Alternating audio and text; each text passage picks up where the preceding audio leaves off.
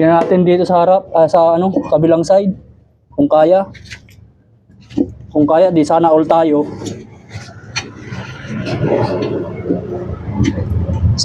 Yan mga gulong, magpapalit po tayo ng gulong sa ating motor. Palitin na po yung kanyang hulihan.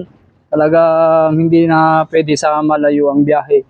Pero dito sa kanyang harapan ay maganda pa naman ang groove niya. Ang kapal pa po niyan. Pero papalitan na rin po natin yan mga gulong para sabay po sila na mapalitan ng bago. Ang size nga pala ng ating gulong dito, dahil Bergman po ito, at version 1 po siya. Ang size ng kanyang gulong ay 90 by 100 by 10. Ano po? Isang brand po siya ng MRF. Ngayon may nabili ako nung nakaraang buwan pa yung mga 3 months or 4 months na po ang nakalipas. Gulong ngayon binili ko po itong kanyang gulong na halos bago pa po. Ayan, ito po ang bagong gulong na luma. Stock po yan ng isang Bergman, hindi ko pa po nagagamit. Pagkalabas ng kasa ay pinalitan na agad ng may-ari. At 1K lang po, nabili ko po yan. Di ba? Saan ka pa? Tara, baklasin natin ito mga kagulong. Yung mga kagulong, wala nang ganong spike.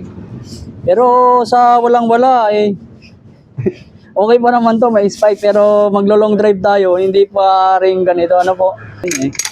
Ano lang natin yung manual, ano? Ayan.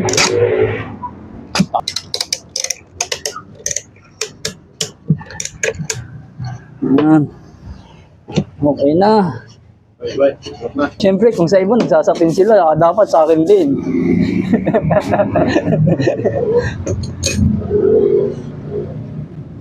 Diba?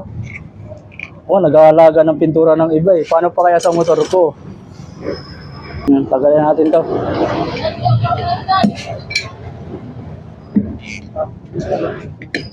Ay, yun po.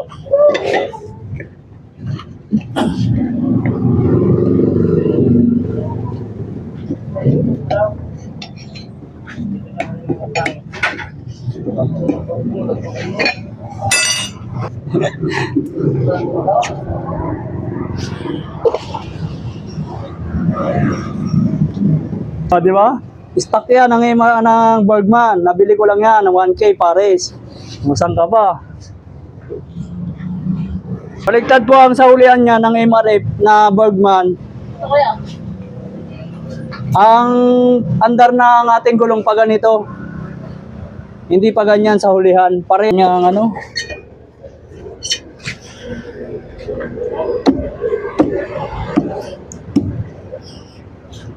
unat pa naman ito guys.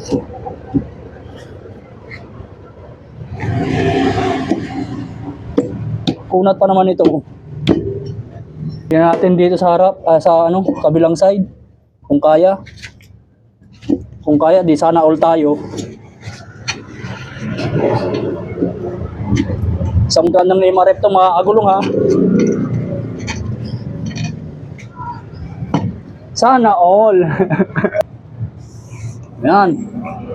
Isang brand ng MRF yan ha. Di ba? By 10.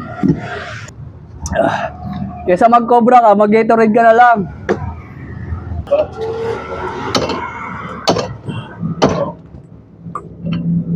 Isa pa. Yan na. Okay na. Yan mga agulong po.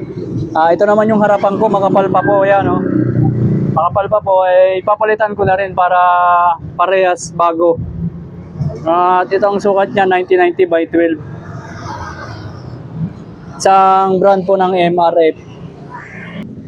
Parehas kami ng unit. Kinuha ko na, sayang naman kasi. Kasi kung katulad niyan, maintenance talagang gulong eh. Hindi mo masabi yan. Kaya dapat pasiguro din tayo. Kung katulad dito, ang laki ng minus ko dyan. Magkano ang isang gulong ngayon? Katulad nito, branded to, MRF ito.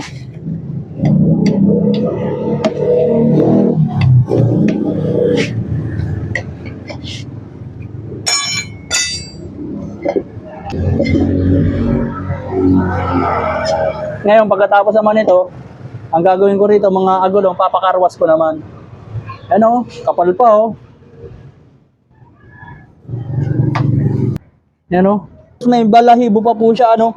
Talagang halos bago po yan, na-stock ko lang ng ilang buwan. Ngayon, yung pagkaka-stock ko niyan, hindi ko in-expose sa araw. Para kahit papaano, maganda pa rin yung quality ng gulong. Kung mag-i-stock naman kayo ng gulong, huwag nyo namang i-expose sa araw. Or nauulanan din siya. Yan. MRF ito mga agulong.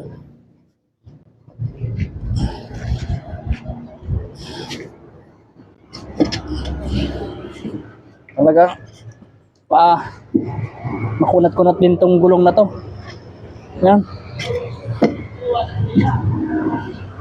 At naikabit na nga po natin yan dito sa harapan ng aking motor. Nilalagay ko na lang po dyan yung pinaka-axle cap ko. Malaking tulong po yan yung yan mga agulong, tapos na po. Paano mga agulong, kita-kits po tayo sa next upload.